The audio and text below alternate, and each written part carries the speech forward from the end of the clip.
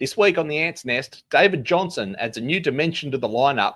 Will Magnay makes a surprise appearance, and we've got a brand new format. This is Tasmanian Takeover. March on, Jackies.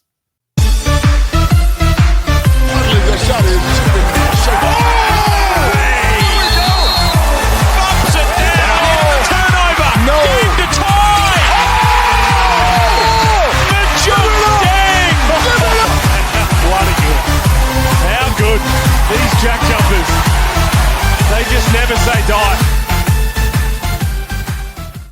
What is up? It is Tasmanian Takeover, the Ants Nest, for another week. And of course, it's Berto, joined by my illustrious co-host, JD. How are you, brother? I'm good, Berto. I'm the best I've been in, seven games of basketball. Absolutely. Look, we're going to get into all that very soon, but it feels good to be back on the winning streak. Well, we hope it's a streak, but we're definitely winning, and I'm very excited to get into this because I was there at the game, so yeah. But before we get into it, you're going to see a few changes around here. We're giving the place a bit of a spruce up. JD, what are we doing to clean house 9 episodes in? Oh, mate, I thought the FIBA break would be a good time to completely flip the table on how we do things. We've listened to the fans. We've looked at the analytics, and the analytics told us that the fans love it when we talk about players. So from now on, the podcast is going to be much more player focused. They're going to be shorter. They're going to be punchier. There's going to be more clips. It's just going to be all round better. The only negative is you won't get to hear me talk about hair product as much, and we won't be talking about your fragrances as much either, Berto. Oh, goddamn. You know, and here I was. It's just going out of control. I was really looking forward to getting into that, but no, probably for the best. Who knows? I'm contemplating possibly even doing a TikTok to talk fragrance, so we'll see. I like that idea. That idea. We'll see. I'm finding it hard enough to get on to do this, to be honest with you, which also brings us to the point that if the edit of this episode is slightly not as polished, that's not part of the overall clean of house. That's just due to time constraints at the moment. Things are super busy for both JD and I outside of podcast land. I'm actually about to head up to the mainland for a few weeks, so you'll see a few other people on the podcast over the coming weeks. JD will continue to keep this bus on the road. Hopefully, we may blow a few wheels along the way, a few tires along the way, but I'm sure he will do a fantastic job. And of course, I'll be back with you over the Christmas break, and we can talk all things Christmas games and whatnot. But what a fantastic episode this will be, talking about our huge win against the Sydney Kings. But before we can get to the Sydney Kings win, we do have to reflect on the Wildcats game, RAC Arena last Friday. Final score, 101-95. We didn't take a win, but we had some serious fight. JD, what were your overall thoughts on this game? Oh, it was good to see the boys come back and actually, like you said, put a bit of a fight up. We saw that. We talked last week about how much pressure was lacking, the pressure on the player. That came back against the Wildcats. We saw the hustle. You could see in the highlights here, just whenever the Wildcats got the ball, they were just swarmed by 2 players. We saw the 2023 Jackies back in action. And although we went down, it's always tough to win over at RAC Arena. True. It was a much improved performance, what we've been seeing, the previous 7 weeks. Which, I mean, it's something we have mentioned, that it felt like we were focusing maybe a little bit more on offense than defense, and whether that be just because of the new lineup or what, our mantra of defend the island, which goes beyond just, winning games at home. Certainly that JackJumpers defense was lacking, and it's great to see that we are putting the pressure on. We're really doing all we can to make it hard for the opposing team. I think one of the things that's really important is that we have got our full team back. And while for the Wildcats game we were without Mags, we've got DJ back. He was getting his feet under him. And knowing that Mags was only potentially days away, hopefully, I think that would have put a little bit of fuel in the fire as well. What do you think of DJ's return? I know you watched best part of the game. I only caught a couple of highlights because, unfortunately, life busyness again. But what were your thoughts on his return? Yeah, he only got limited minutes. We only saw a little bit of him against the Wildcats, and it was obviously a blow the cobwebs out. Here's 5 minutes to just stretch the legs a bit and pick up the pace. I didn't see a whole lot of him in the Wildcats game, but boy, when we talk about the Kings in a minute, we're going to go right into David Johnson because he could have been the difference in that Kings game because he was outstanding. Absolutely. Speaking of outstanding, our player of the match for that particular game, our man Bannon. And I want to give a shout out to Lumpy, who got in the commentary and said, "Do I realize it's Bannon and not Bannum?" Yeah, I know. Unfortunately, sometimes when it's late at night and I'm not exactly articulating my words properly, the bogan in me comes out. You can take the boy out of Mount Druitt, but you can't take Mount Druitt out of the boy. So, yeah, Josh, some key stats: 29 points, 9 rebounds, and 2 assists. That sounds like a solid outing.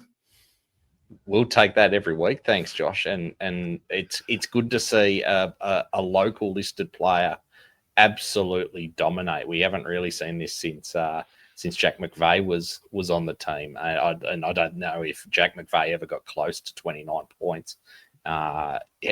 Josh Bannon was absolutely dominant in this game.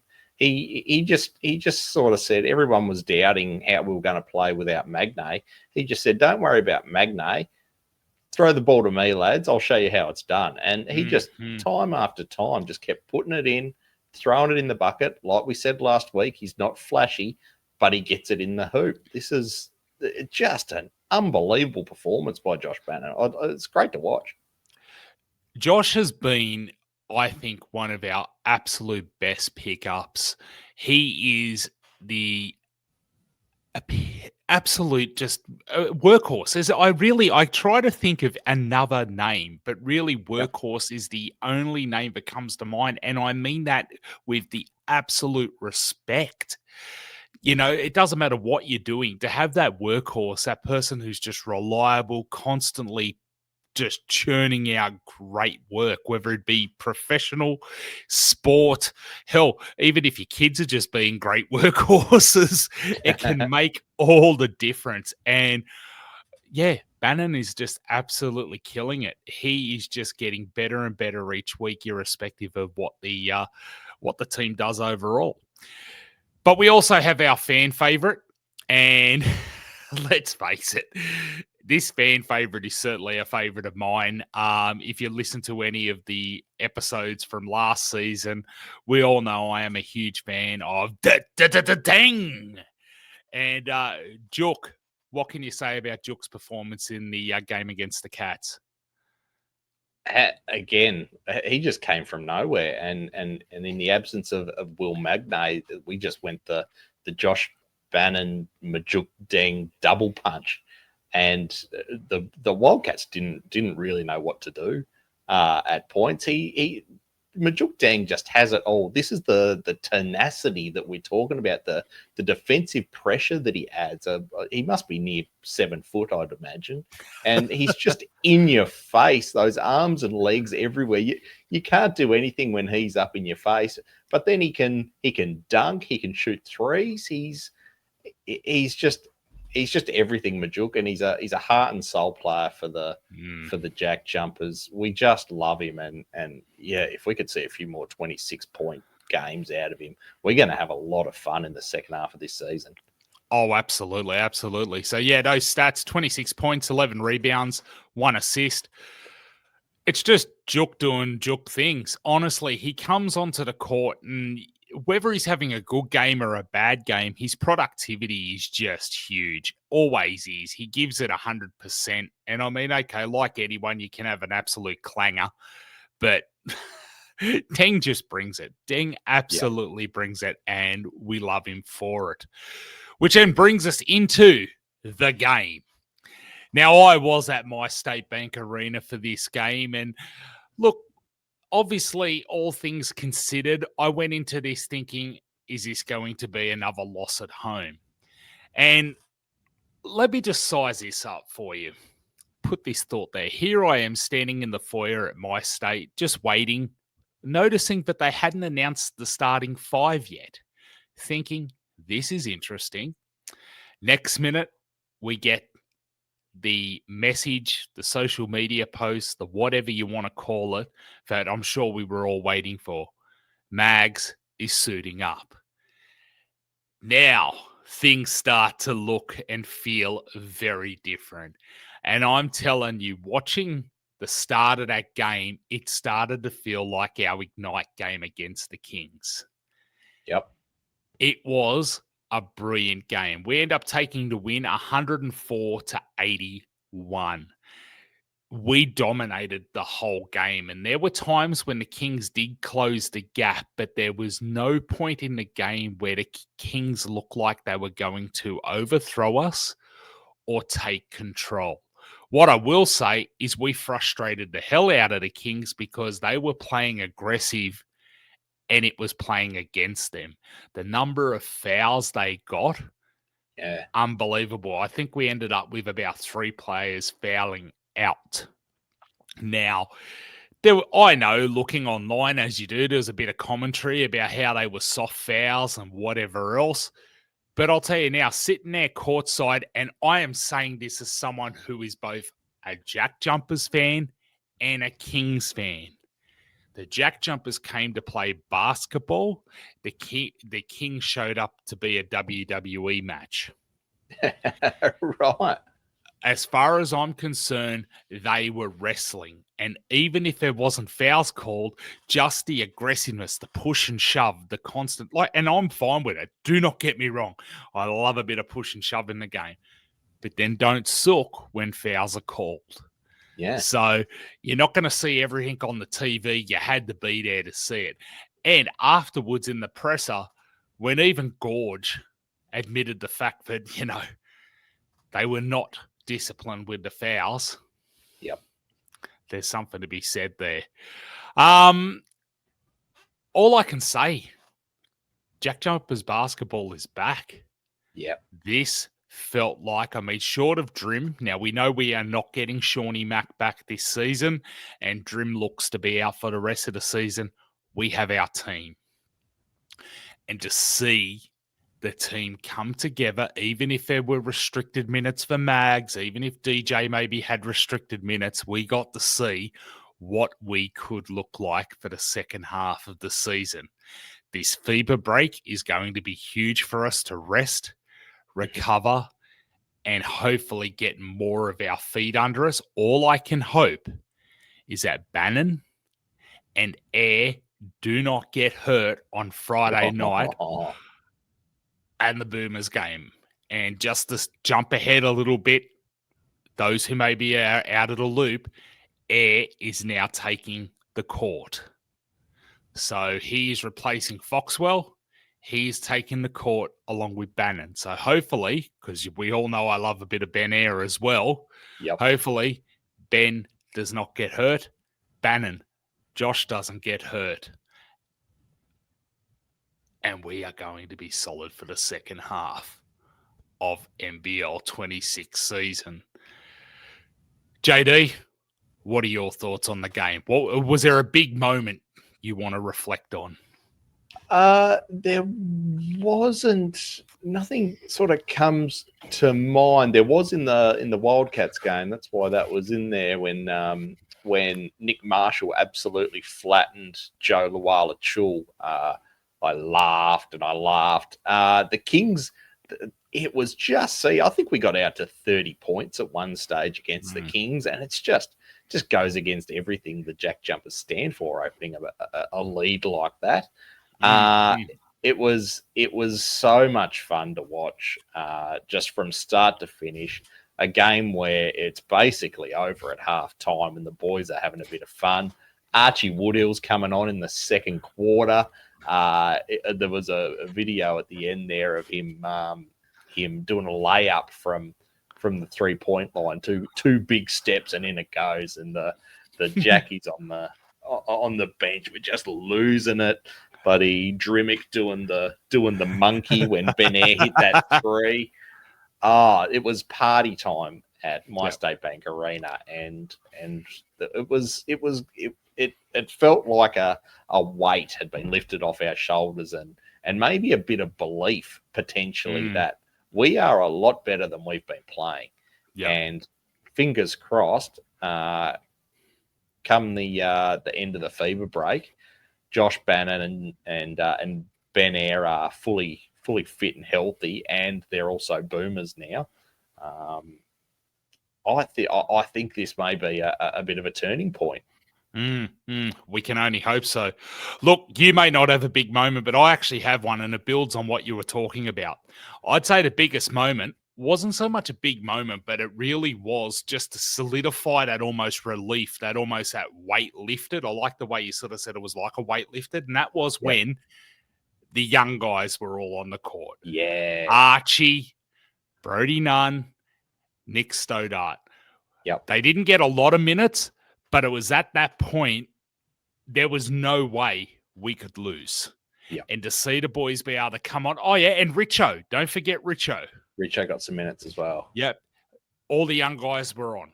And I think that's really important, because that's almost the point when you know there's nothing that the opposing team can do.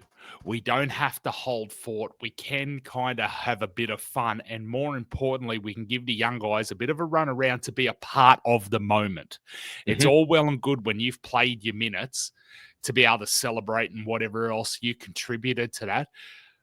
But I think it's phenomenal when Roth does send all the young guys on to let them just go and stretch your legs and almost like embrace the moment a bit, which, for me, that is a big moment, because that was the part where it's like, this is done. The kids are on.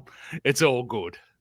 And yes, I can say the kids, because they'd all be about old enough to be like kids. All right. Player of the match. Who you got? This one, I'm happy to say that we've got a new name to talk about, David Johnson, and I've got to admit, Berto, I messaged you at quarter time, and the message was something along the lines of DJ mustn't have any kids because he struggles to hit the target. And then he proceeded to make me look silly for the rest of the game. And well, see, what I did was I just walked down there and I said, "Hey, DJ, look at this shit, mate. Look at what this smart ass co-host of mine has get." And he's like, "Hold my beer." But no, in all seriousness, he just flicked the switch and went nuts. Absolutely, and it wasn't just the points. He like the fairly modest sort of stats: 15 points, 2 rebounds, 5 assists. But it was a certain presence that he had when he was on the court. There was another element that obviously we've been playing a long time and relying very hard on Bryce Hamilton to be the star. I think this was the first game we saw where there was a really even contribution across the court. And it almost seemed like having David Johnson there, it just added that extra ingredient to the pie. And Sydney didn't know what to do. They didn't know who to guard. Who do we go to? We've got Bryce, who we'll talk about shortly. But we've also got DJ. We've also got Ben Air. We've also got Mags we've got to worry about. Josh Bannon had another massive game. We could have given man of the match to 4 or 5 different players. Oh, absolutely. And don't forget Tiger as well. I mean, the way Tiger handles himself on the court too. I mean, we now, as I say, it goes back to we've now got our full setup. And I mean, teams have had enough time now to sort of work out, okay, what do we need to do to lock Bryce down? But now they're kind of like, oh, shit, what do we do here? We've got DJ over here, and we haven't had weeks and weeks and weeks to watch and observe. So even if he is coming on a little quieter, that's great. Yep. Adds a little level of mystery. It's like, I don't quite know what I'm up against yet. And he can kind of play to that favour. And hopefully they don't scout him anytime soon. Hopefully we get a few more weeks under our belt of this mystery, this ability to sort of shock and awe. But we should get into Bryce a little bit as our fan favourite for this particular game. 22.6 rebounds and 6 assists. Bryce came out and did Bryce things, honestly. Yep. Adelaide may have Bryce Cotton. We've got Bryce Hamilton. He's just such a consistent player too, and an absolute star. I can't put it any other way. What are your thoughts there, JD? He was good, and I'm glad. So the way we pick our fan favorite every week this week is on the Facebook group. I'll pop up a poll at the end of every game, and I'm glad that people recognise Bryce this week. He was our top scorer, 22 points, 6 rebounds, 6 assists. But it was a bit of a quieter game, and it's great that he can sort of fly under the radar for weeks and weeks. He's been the main man and been scoring ridiculous amounts of points. This was the first game where he sort of just quietly went about his business and did what he needed to do rather than take that spotlight and feel like he needed to carry the team. Really, really solid game. I'd like another one of him, and maybe we've got another one of him in DJ. This is going to be a very fun second half of the season. Oh, absolutely, absolutely. All right, well, that pretty much sees us out. We've got no game to preview this week because we're in the FIBA break, which I suppose is a great opportunity to say, do make sure you try and tune in and watch the Boomers versus Tall Blacks on Friday night. I believe it's available on KO. Not too sure about free-to-air. Not too sure if Disney Plus has got it as part of ESPN. Quite possibly, not too sure. But I'll be there, which will be fantastic. We've got Bannon and Air on the court. There's Mags and Shawnee Mack on the sidelines, which is fantastic. So there is some serious JJ representation there. Should be a great game. Hopefully everyone comes out of it unscathed. I know that sounds absolutely dark, and, I'm not hoping for any injuries, but I do get concerned when we have this FIBA break and, teams get heavily affected, and we're halfway through the season, and that's, it's a dangerous prospect, I suppose, because you want to play well for your country, but then in the same breath too, you want to also kick some ass for your team. So catch 22, you can tell I don't play professional sports. I'd have no idea where I'd put my focus. Now, JD, give us a bit of a rundown as to, with this whole new format, new way of doing things, what is this? We've got in the notes here, preview episode, and I'm going to throw to you to tell the lovely people, the Ant Army, about the preview episode. What's all that about, mate? Yeah, so like we set up at the top, we've listened to the fans, we've worked out what they want, and they want shorter, sharper episodes more often. So what we're going to be doing is we're going to be posting an extra show every week. And we're going to be doing a preview show like we've just done. A review show, which is what we've just done this week. We're also going to be doing a preview show where we only talk about the upcoming matches for the following round. So it's going to be shorter, sharper. It's going to be much easier to watch and listen to. Like you said, Berto, you like to listen in your car, but because you only work 8 minutes down the road, you can only ever listen to a quarter of an episode at a time. So hopefully these episodes are a bit easier to consume, and also the preview episodes will get you fired up for the upcoming games, because listening to us talk for 45 minutes is a bit wearing at times. I get sick of my own voice listening to it. But these preview episodes, you're going to be pumped. You'll drive to My State Bank Arena ready to rock the house after these episodes. So, looking forward to those. That's a big call, but yeah, I'll play along. Yep. Mark my words. All right, Ant Army. Well, we have come to the end of this episode. Make sure you do follow us on all the socials, Tasmanian Takeover on Facebook, Instagram, TikTok. Make sure you get into the fan group and JD moderates that, and we'll be throwing up their polls in relations to the episode and picking fan favorites. We want to hear from you. The best way for you to help drive this show and get out of it what you want is to talk to us, leave messages, shoot emails, tasmaniantakeover@gmail.com if you want to email us the old-fashioned way. And, of course, you can access all the past episodes all in one central location on our mini site, beacons.ai/Tasmanian Takeover. Well, that is it. We're going to enjoy the FIBA break. And as much as I'd like to say it'd be a break from basketball, nope, I'll be at the game Friday night. Awesome. You might be able to see me on the camera. If you're looking at the Sydney Kings game, by the way, I'm front row and centre, right up the back there underneath the scoreboard's opposite side of the camera there. You'll see this big unit sitting there waving clappers in the air twice because both JD and another friend of mine, a shout out to Eid, I know he listens, was sitting there sending me messages, Berto, where are you sitting? So I made it pretty obvious by being the biggest clown in the arena. Anyway, all that being said, enjoy the FIBA break. And of course, Ant Army, march on.